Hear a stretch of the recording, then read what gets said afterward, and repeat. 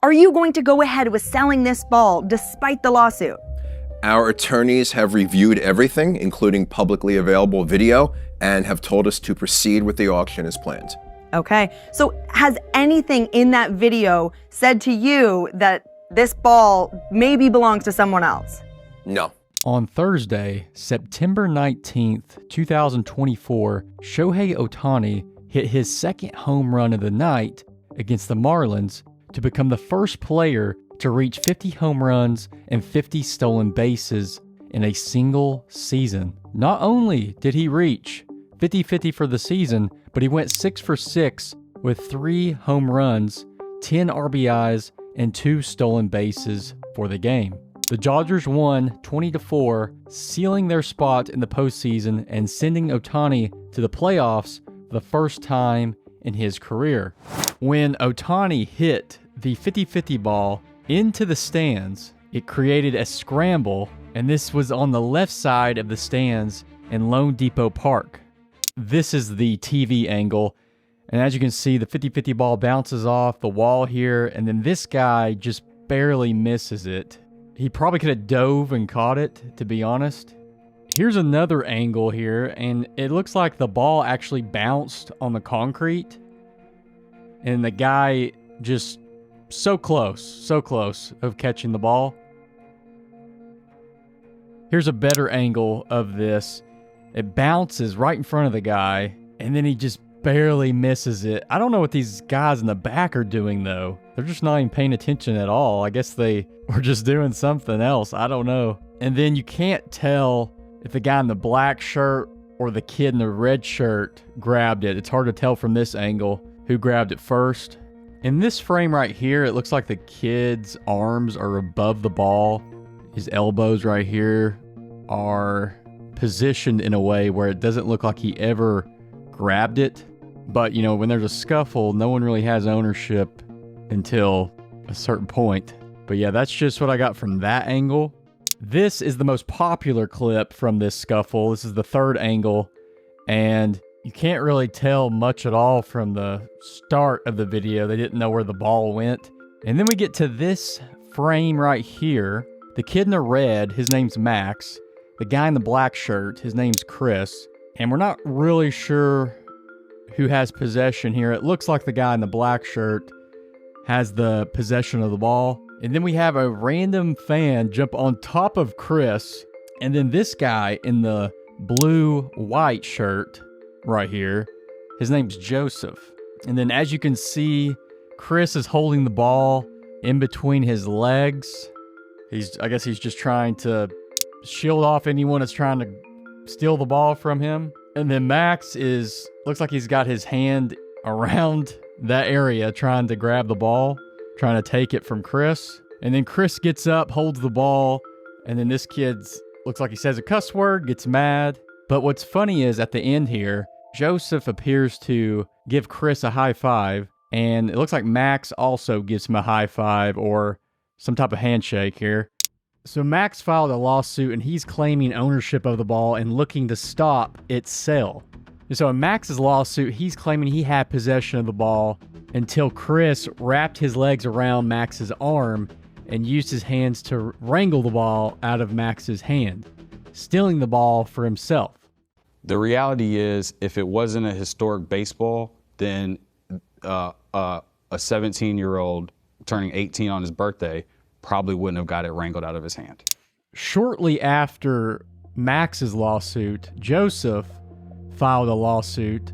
The lawsuit states that Joseph was the first person to secure possession of the ball.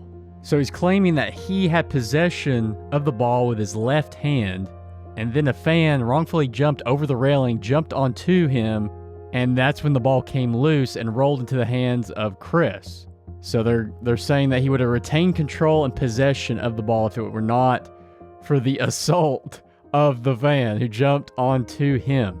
So you have two people that filed a lawsuit saying they had possession of the ball. Now, something that I just found out, according to the Washington Post, that video was shot by a lady named Kaylin, and she told the Washington Post that she works with Max's father and attended the game with him. She said that Max had his hand on it and the guy pulled the ball underneath him. Also on Twitter, I found out that the guy who barely missed the ball at the start of the video was her coworker also. You told me before, but explain to me, Yeah. you were just at a work event pretty much? Yeah, we're kind of doing a staff appreciation for our staff. So everyone went down there, we got a table, we were having the best time. And then my coworker, Justin, was like, this is the 50-50 ball. And he played, high school, growing up, basically all baseball, college baseball. So he was the only one in our section that really knew what was going on. So we all start filming and we're all next to each other, filming. And then it hits and I was like, this is literally coming to us right now. But I don't know why all of us just kept filming. I think it's a toxic social media. We were all like, after on the bus, like, what did we just do? But our coworker almost had it. He was the one that like went out in front and then almost grabbed it, Ryan. It was almost there. And then our friend actually grabbed it and then the old man took it out of his hand. So we actually had the ball, but they took it out of his hand and then ran away. So one of your friends had it, and then someone the guy in ripped the red jersey is our boss's son. It was his 18th birthday, Max, and he literally got it. The guy like put it in between his legs, which is obviously uncomfortable for an 18-year. Like he's not going to grab in between a grown man's legs, and he just flew over the table, grabbed it, and then he has it. He tucks it underneath his legs, and then is like, "I have it," and that's why the kid is like, what the F, because he had the ball. So then we all start screaming like, that's his. And then security took him away and that was it. It was his birthday too. And I know it's a big ball. It's like not just give it to a kid, but like he had the ball. I mean, the ball's going to be worth hundreds of thousands of dollars. Maybe we're missing something here. I don't know. We don't have every angle of this situation. It's very hard to tell when the ball hits that table if Max ever grabbed the baseball. To me, from those angles, I did not see where Max ever had possession of the baseball. But there is other video footage out there. There has to be, because a lot of people were filming when that happened. Now, let's look at the other angle that no one seems to be talking about. So as you can see, the ball hit the wall here, falls down, bounces, and then this guy, I didn't realize how close this guy was to catching the ball. But the guy in the, looks like a teal jersey, just barely misses it. So after it hits this little table, you have Max, Chris, and then this woman right here. From this angle, it looks like Chris has the ball. There's not enough evidence to say that Max ever had the ball. And then Joseph claiming he had possession of the ball. He wasn't even close at this point in the video. And then Joseph comes in. Now, check this out. You couldn't see this from the other angle. This is at the 14-second mark. The ball rolls around.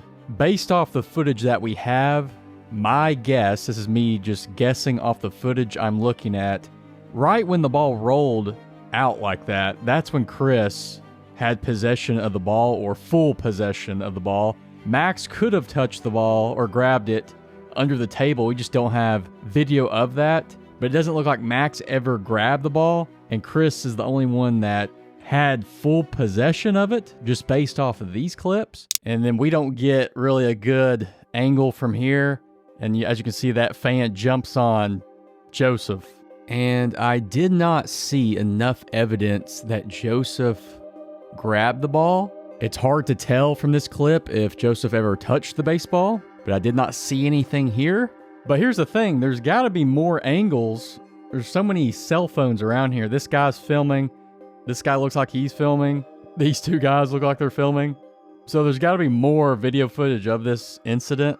I would say there's no conclusive evidence that there were multiple people that had possession of it. And then at the end here, you'll see that Joseph gives Chris a high five. And then also Max kind of gives him a high five, handshake kind of thing. A legal dispute about who actually owned the ball. I mean, there was another fan who actually went to court and filed a lawsuit claiming that the ball was snatched away from him and that he was the rightful owner. What happened with all that? Sure. So we had lawyers look at the video, and my personal lawyers, Golden's lawyers said they looked at the video and they saw no reason not to continue the auction, and it went before a judge yesterday. And the judge said that, no, we're not stopping the auction. Golden Auctions should start the auction at 12 noon Eastern as planned. And we are very excited to have this amazing item. This reminds me of the Barry Bonds 73 home run ball. The judge ended up saying that they had to split the proceeds. And then after the legal fees, which is crazy, the guy said it was probably a wash. So I guess maybe he didn't make any money, or maybe he lost money. Chris was offered $300,000 by the Dodgers for this ball. Good thing he did not take that offer, because he sent it to Golden Auctions very quick. I think within a couple days, maybe one day. Well, this was actually easy. A lot of times I've got to struggle for consignments, but we were literally, I think September 19th on Thursday, last Thursday was the day Shohei had that amazing performance, 6 for 6, 3 home runs, 10 RBIs, joining the 50-50 club. And then that night we had a message on our social media.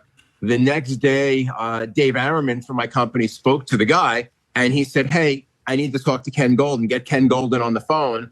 I spoke to him on Friday. We cut a deal on Saturday. We were going to fly down there Saturday, but he had it in the bank and it was closed. So we sent a security guard and Jake from my office down there to get the ball, film it being picked up, and fly it right to New Jersey. And I met the security guard Monday night, and the ball was a Golden. And they started the auction off at $500,000. And then it got bidded up to, I think it's at $1.8 million right now with buyer's premium, which is a lot of money.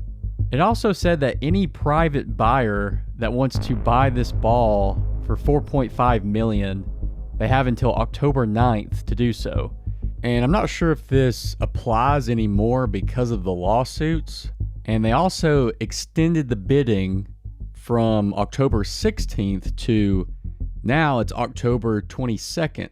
Sure. The owner is a Miami resident, a baseball fan. He's the guy that you saw in the video. And this is not a financially well-off individual, and this is life-changing money. So he's very lucky he happened to be there. He did not even expect to be at the game and was in the right position at the right time. And he's very happy. And he said all along, like literally, I believe he even told the Dodgers he's not going to take their offer. He's calling Ken Golden. The closest anyone has come to the 50-50 mark was Ronald Acuna Jr. with 73 stolen bases and 41 home runs in 2023, followed by Alfonso Soriano, Alex Rodriguez, Barry Bonds, and Jose Canseco. Before we let you go, do you got the ball, the 50 homer ball? Did you get it in your possession? Not yet. Not yet. That's the word, yet. Shohei Ohtani, congratulations. You are such a gift to the sport. This ball also has the MLB authenticated hologram, and it has some markings on it that indicates that it is the 50-50 ball.